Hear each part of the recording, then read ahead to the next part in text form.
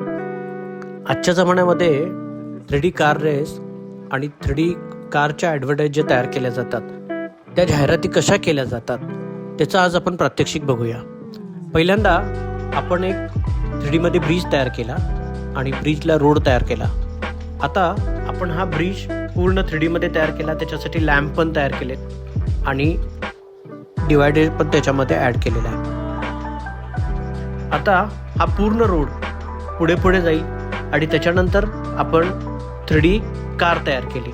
या कारला टेक्स्चरिंग केल्यानंतर, लाइटिंग केल्यानंतर ही कार अशा पद्धतीने होते आणि आपण आता याचं ॲनिमेशन करूया. मित्रांनो, तुम्हाला लक्षात येईल की मॉडेलिंग, टेक्स्चरिंग, लाइटिंग आणि ॲनिमेशन हे या कारला आपण ॲप्लाय केल्यानंतर ही कार अशी वेगाने पुढे जाईल.